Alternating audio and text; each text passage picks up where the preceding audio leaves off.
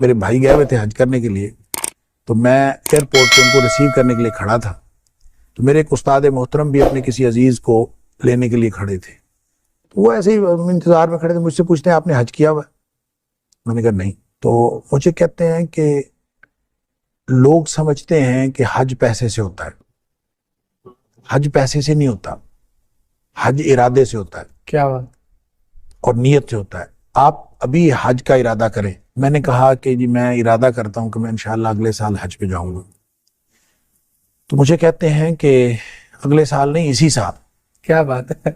تو میں نے کہا اسی سال کا تو ہو گیا ہے شیخ، اگلے سال ہی آئے گا حج اس کے لیے۔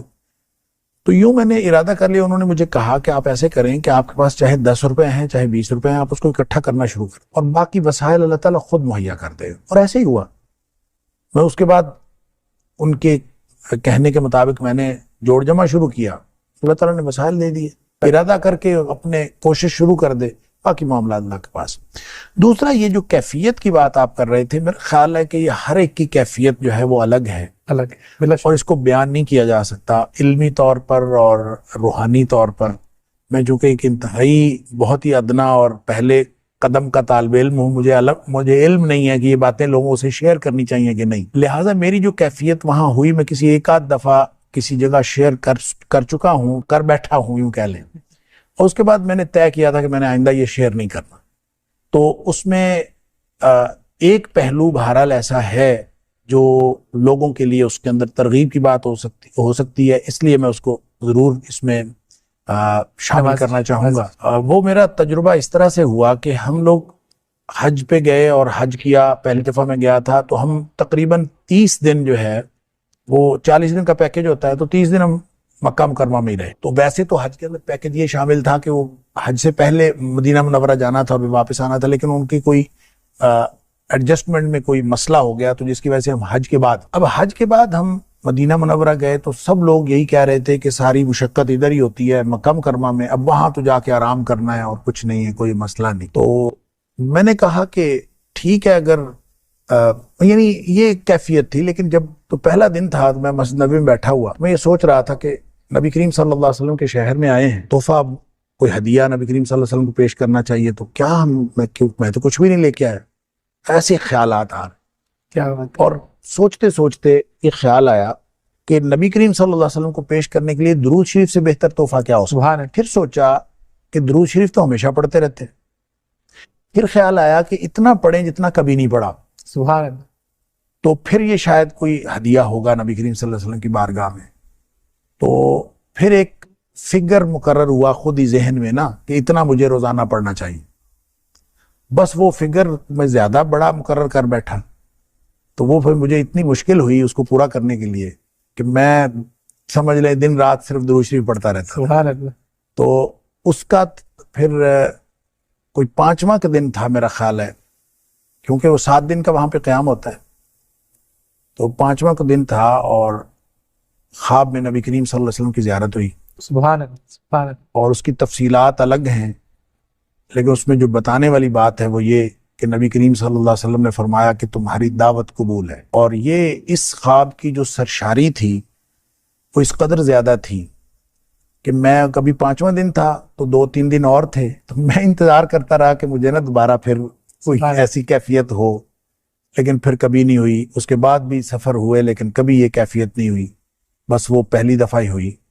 تو اس میں جو آپ نے کہا کہ حج سے پہلے کی کیفیت اور بعد کی، تو اس میں جو فرق ہوا، اس خواب کی جو کیفیت تھی اس میں گروپس نبی کریم صلی اللہ علیہ وسلم کے سامنے پیش کیے جا رہے تھے، تو گروپ کی شکل میں نبی کریم صلی اللہ علیہ وسلم بتاتے تھے کہ ان کی دعوت قبول ہے، ان کی دعوت قبول نہیں ہے، یعنی اس طرح سے وہاں فیصلے ہو رہے تھے۔ کچھ بہت ہی حیرت انگیز چیزیں بھی میں نے دیکھی۔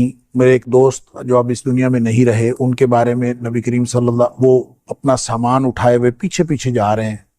میں نے کہا اس بندے کو پتہ نہیں کیا ہے، میں اس کے پیچھے پیچھے گیا ہوں کہ اس کو مسئلہ کیا ہے، تو وہ پیچھے جا کے بیٹھ گیا۔ تو میں نے اس کے جا کے پوچھا، میں نے کہا آپ کو کیا ہوا؟ کہتا میری دعوت قبول نہیں ہوئی۔ تو میں نے اس سے پوچھا آپ کی دعوت کیوں قبول نہیں ہوئی، آپ کے پاس سارا سامان تو موجود ہے؟ تو اس نے کہا میری داڑھی چھوٹی ہے اس لیے میری دعوت قبول نہیں ہوئی۔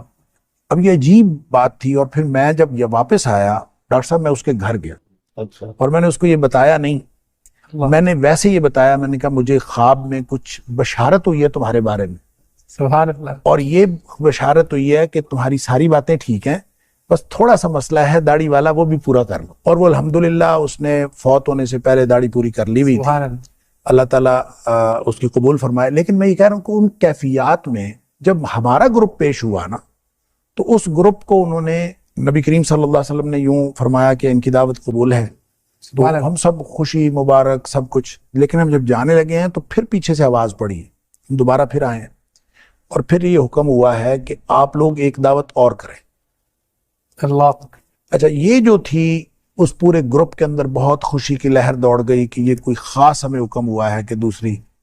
मैंने उसको ये समझा कि हम जो दीन का काम कर रहे हैं वो बहुत थोड़ा है, हमें उसको कम से कम दुगना करो। जो हज से पहले की कैफियत है और हज के बाद की कैफियत मैं समझता हूँ वो ये है कि मैंने अपनी जिम्मेदारी ये समझी कि नबी करीम सल्लल्लाहु अलैहि वसल्लम हमसे जो तकाजा करते हैं वो इससे कहीं ज़्यादा है, हमें और ज़्यादा काम करना चाहिए।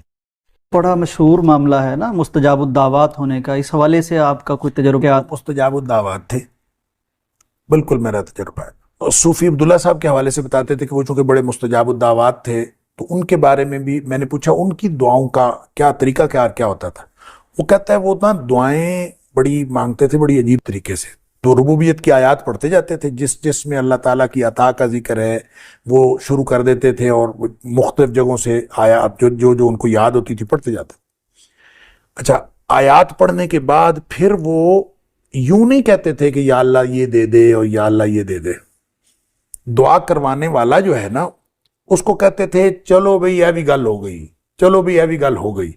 वो कहते हैं मसलन एक बंदे ने खबर सुना देते। हाँ जी, एक बंदे ने जो है उसने कहा जी आप दुआ करें अल्लाह ताला बेटा अता करे। ये सूफी अब्दुल्ला साहब की बात हो रही है। ये सूफी अब्दुल्ला साहब की बात जो मुझे सूफी आयशा साहब ने बताई। बिल्कुल। तो कहते हैं कि वो यूं खड़े रहे, आयात पढ़ते रहे, तो फिर उसके बाद कहते हैं कि ये लो चलो जी एक पुत्र, चलो जी 2 पुत्र, 3 पुत्र, 4 पुत्र, 5, 6, 7, 8 बड़े ने।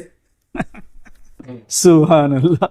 वो कहते हैं इस तरह से वो दुआ उन्होंने की। तो वो कहते हैं सूफी ऐशो साहब कहते हैं मैंने अपनी जिंदगी में तो उसके 8 बेटे ही हुए। अल्लाह। अच्छा, खुद उन्होंने मुझे अपने दुआओं के बारे में बताया। एक तो वो जिक्र बहुत करते थे और बाज़ अज़कार उन्होंने मुझे बताया, मेरे साथ शेयर किए, सूरह फातिहा, आयतुल कुर्सी, बहुत ज़्यादा। अच्छा, वो जो कसरत करते थे ना उसका आप ये अंदाज़ा कर लें कि एक दफ़ा वो कहते हैं कि मैंने अल्लाह से दुआ की या अल्लाह मेरी ये दुआ कबूल कर ले, मैं 1000 रोज़े रखूँगा। अच्छा, अल्लाह अकबर। आप अंदाज़ा करें इस तरह को करता है। हाँ, बहुत और मुश्किल। फिर वो कहते हैं मैंने रखे। अच्छा, मैं हैरान हजरत, 1000 रोज़े 3 साल बनते हैं। तो कहते कोई नहीं, वो मैं रोज़ रख लेता था, अल्हम्दुलिल्लाह रोज़ा रख लेता था, रोज़ाना ही रख लेता था। सुभान। तो वो कोई नहीं, अल्हम्दुलिल्लाह कुछ भी नहीं हुआ मुझे, मैं ठीक 1000 रोज़े रख लिए। अब देखें जो बंदा 1000 रोज़े रखेगा, और फिर वो कहते थे अल्लाह के रसूल सल्लल्लाहु अलैहि वसल्लम फरमाया कि जो दावत साइम है ना वो रद्द नहीं की जाती। रोजेदार की दुआ। वो कहते हैं आप रोज़ा रख के तो दुआ कर लें, फिर रद्द नहीं की जाती जब गारंटी है नबी पाक सल्लल्लाहु अलैहि वसल्लम ने दी। डॉक्टर साहब बहुत शुक्रिया आपका। नाजरीन, ये अल्लाह वालों की बातें हैं, अल्लाह से ताल्लुक़ की बातें हैं। एक ब्रेक, एक प्रोग्राम क्या, इस पे तो ज़िंदगियां बीत जाएं जब हम अल्लाह वालों की बातें करें और अल्लाह ताला की अता की बात करें, उसके देने की बात करें और बंदों से ताल्लुक़ और मोहब्बत की बात करें। वक़्तन आदमी आशाश कर उठता है कि किस तरह एक शख्स 1000 रोज़े की बात करता है और 10-10 पारे वो नवाफिल में पढ़ देते थे। और अल्लाह से जब ऐसा ताल्लुक़ बन जाए तो फिर तो प्यारे पैगंबर की हदीस भी है कि अल्लाह ताला वो जो बंदा कहता जाता है अल्लाह करता जाता है। प्रोग्राम के आखिर में हम दुआ करते हैं कि अल्लाह ताला हमारे उस बुज़ुर्ग की कब्र मुनव्वर फरमाए, जन्नत में उनके दराजात बुलंद फरमाए और हमें भी ऐसे अल्लाह वालों की उसवा पर चलने की कुछ न